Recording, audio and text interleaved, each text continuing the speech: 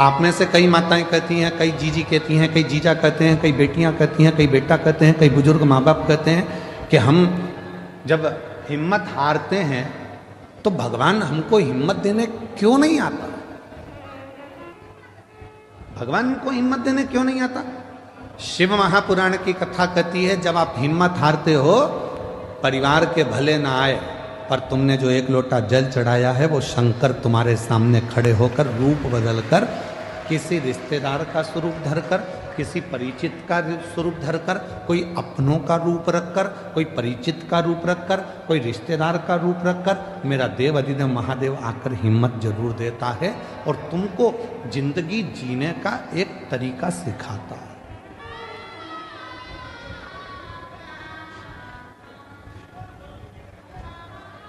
ऐसा नहीं कि संसार में जो जन्मे हैं उनको मौका नहीं मिलता, सबको देता है।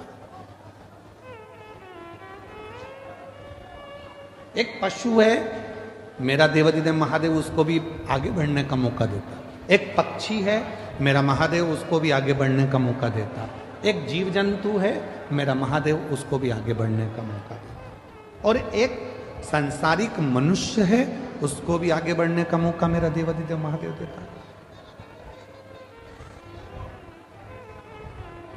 ऐसा नहीं है कि मेरे शिव जी मौका नहीं देते।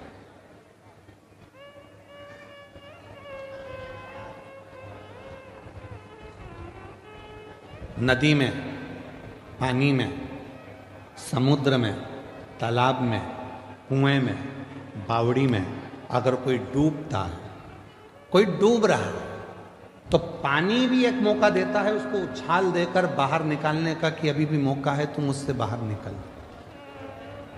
पानी भी मौका देता है।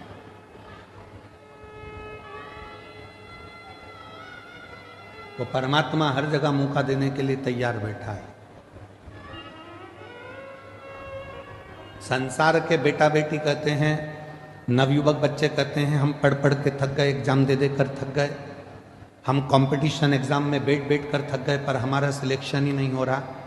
ऐसा नहीं है, तुम देते रहो, मेहनत करते रहो, अपनी पढ़ाई को 4 गुना बढ़ाओ, अपनी विद्वत्ता को 4 गुना बढ़ाओ, अपनी रात दिन एक कर दो, और आखिरी में शंकर भगवान पर शहद लगाकर एक बेलपत्री समर्पित कर कर फिर परीक्षा में जाकर बैठिए, बाबा आपको सफलता जरूर देंगे, आपको सफलता मिलेगी।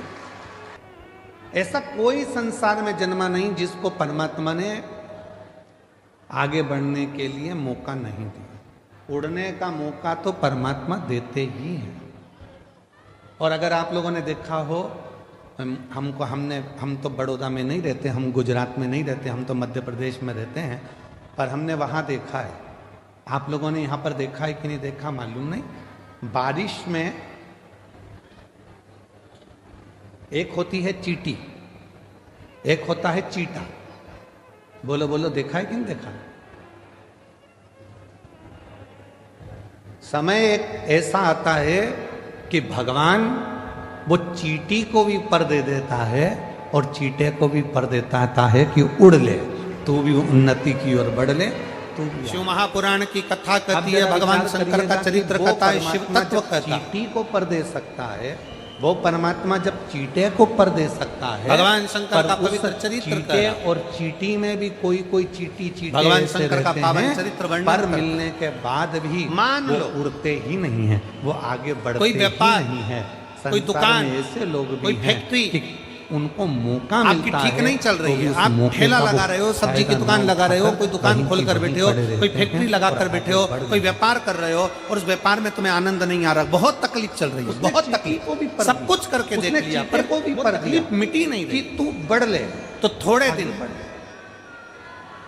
थोड़े समय, ये किसी भी शंकर के मंदिर में बटकेश्वर महादेव के नाम से का 6ठा दिन है।